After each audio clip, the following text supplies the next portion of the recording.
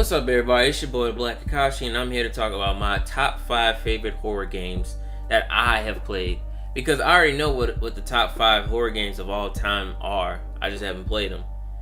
It's just a nigga ain't played them yet. If this is your first time, click the subscribe button and check out my favorite horror movies list to celebrate this Halloween evening. So let's get to it. Number 5, Alan Wake. The first horror game I ever laid hands on. Now this would be my number 1 because everyone knows you'll never forget your first. But unfortunately, it's getting forgotten today. One of the horror games that I'll play once a year or multiple times a year. That's how much I love this game. A psychological thriller that fell under the radar and is a cult classic. You can pick it up for cheap if you've never played this game. Give it a try because a nigga trying to get that sequel popping. Or at least a remastered version so that those sales can go to Alan Wake 2. Now that I think about it, what if they haven't announced it yet because they are saving it for the next Xbox? Bruh, if that happens, I will literally not buy a PS5. That's how much I love this game. And a couple months ago, they bought the rights back to Alan Wake, so hey, they can either make it an exclusive for the PlayStation or the Xbox. But if they do make it an exclusive for either, right now, once again, exclusives is the key factor. I mean, PlayStation 5 already got bangers. You got Ghost of Tsushima, Last of Us 2. I mean, even though it's gonna be on the PS4 as well, but it's gonna be on the PS5 too. That's clear. That's without a doubt. So and then the next God of War, etc., etc. Now with that, now if they make it an exclusive, I know all those bangers are gonna be on the PlayStation, but if Xbox announces that Alan Wake 2 would be a sequel, exclusive to the Xbox, I'll definitely buy an Xbox One. I'm not even playing. If it gets an early release, then yeah, I'll buy a PS5. I'll buy an Xbox. But if it's not, if it's coming out like 2022 or something, I'm leaning towards the PS5. Anyway, my number 4 is Dead Space 2, the sequel to the terrifying game Dead Space. Now, this was the first Dead Space game that I ever played because, my friend was too scared to play it, so he let me borrow it, and I played it instead. This game was so good. The only reason I played it was because it had a perfect blend of action and suspense. If it was the first game, I'd have been like, oh hell no! This is one horror franchise that that needs to make a comeback for the next gen. Because I know despite how actiony the third game was, people still love this franchise and are willing to play another one. Trust me, I know some people that are still waiting for Dead Space 4.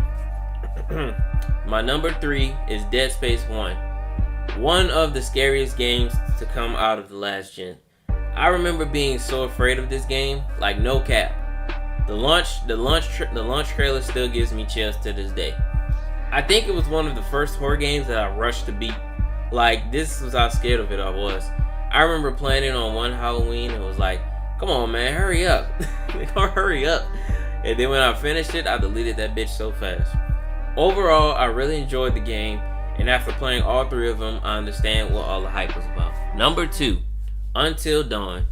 Now, I bought this game on launch and played that bitch non-stop. One of the most popular horror games that come out of this current gen of gaming. Besides Outlast and others. But this game brought me back, or should I say, deeper into the horror game scene because I'm a big horror fan. It's one of my favorite genres in general. I remember seeing the trailers for this game and wasn't all that interested. But when I saw some E3 footage of the guy in the clown mask chasing Hayden Christine's her name? Y'all know the fine white girl from what's that Dallas show, whatever, that Texas show, whatever it's called.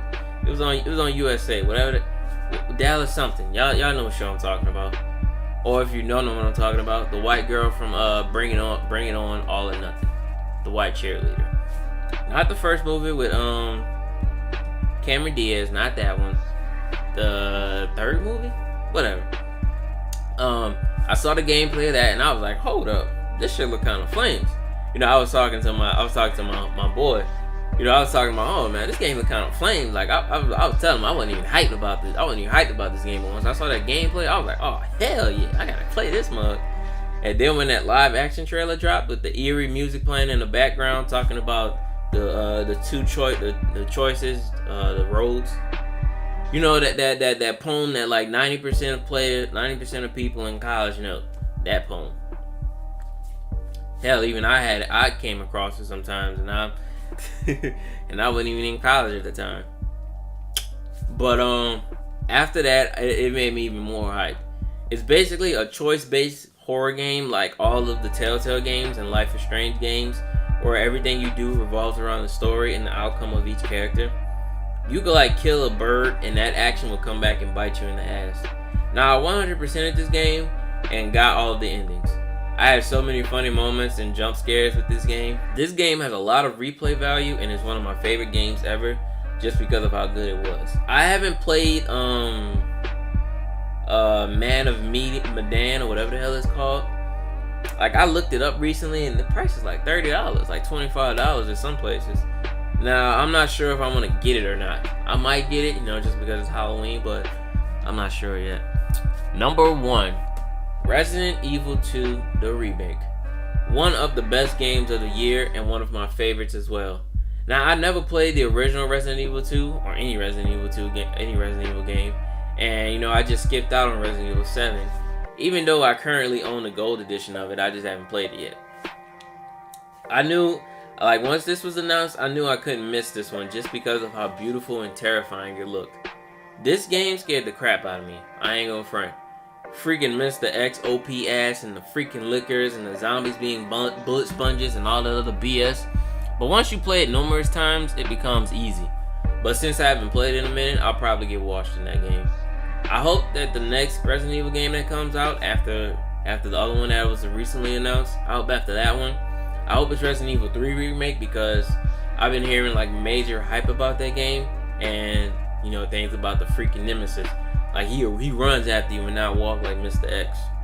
Capcom showed the world how remakes are supposed to be done and flourished because of it, which is surprising despite the crap that they've been getting before this game came out.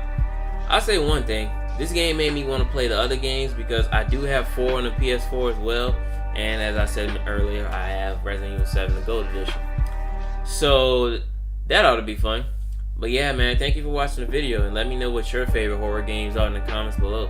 And if you liked what you saw, hit the like button, subscribe, and I'll see you later.